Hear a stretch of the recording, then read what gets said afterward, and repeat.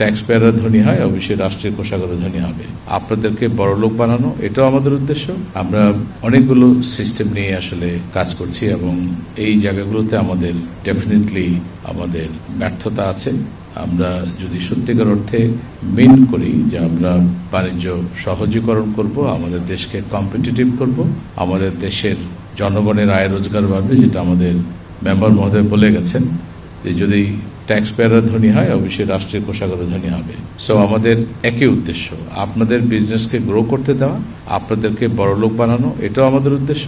আবার আপনাদের আয়ের একটা অংশ আপনারা সঠিকভাবে ট্রেজারিতে জমা দিবেন, সেটাও আমাদের। সুতরাং উদ্দেশ্য কিন্তু এক, আপনি গ্রো করলে আমরাও গ্রো করব। তো সেক্ষেত্রে আপনাদেরকে আমরা যত ফ্যাসিলিটেট করব, যে কথাগুলো এসছে যে আমাদের অন্যান্য দেশের সাথে যদি আমরা কম্পিট করতে হয়, তাহলে আমাদের পুরনো ধ্যান ধারণা নিয়ে যদি আমরা চলি, তাহলে এটা হবে না।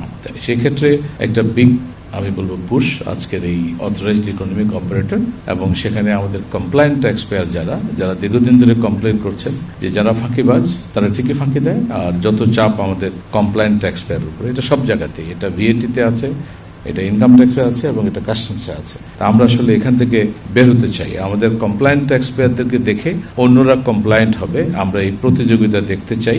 আমরা মাত্র আজকে 9টা অর্গানাইজেশনকে লাইসেন্স দিতে পেরেছি।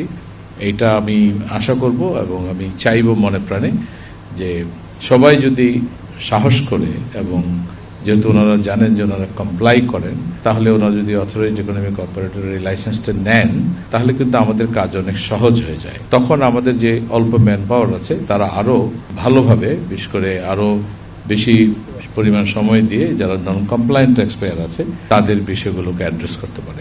এখন আমরা এমন দেখি আমাদের কিছু পোর্ট, যেমন পানগাঁও এবং আমাদের মংলা, এই দুই পোর্ট কিন্তু খুব বেশি মালামাল আসে না।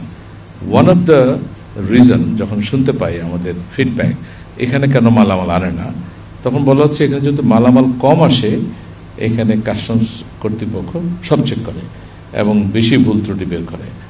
আর চিটাগং পোর্টে যদি অনেক মালামাল আসে, ভিড়ের চোটে আমরা বের হয়ে যাই, তাদের একটা চাপ থাকে, তাড়াতাড়ি এটাকে ছাড়তে হবে এবং উইদিন 1 ডে অ্যারাউন্ড 90% ছাড় হয়ে যায়। ফলে আমরা ওখানে একটু বিশেষ সুযোগ সুবিধা পাই।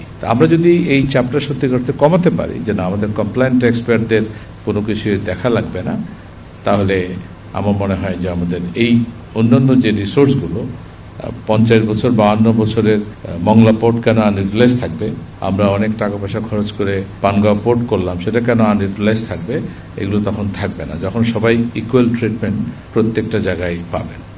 আমরা প্রায় ক্ষেত্রেই দেখি যারা পুরনো প্লেয়ার তারাই সব দখল করে আছে, অথচ দেশ বড় হচ্ছে, আমাদের নতুন নতুন প্লেয়ারদের তারা প্রাণান্তক চেষ্টা করছে মার্কেটে আসার জন্য। প্রায় আমরা শুনি যে অলিগোপলি হয়েছে, অলিগার্ক তৈরি হয়েছে, কারণ সব জায়গাতে এরকম অল্প কিছু লোক বিজনেসের সাথে থাকে। আমরা যদি নতুন ব্যবসায়ীদেরকে আনতে চাই, তাহলে ওদের সকল প্রশ্নের জবাব এক জায়গায় থাকতে হবে। আমার মনে হয় এক্সপোর্ট ইম্পোর্ট হাবে আমরা সেই ব্যবস্থা করেছি, প্রত্যেকটা প্রশ্নের জবাব আছে, অথেন্টিকেটেড ডকুমেন্ট সহ।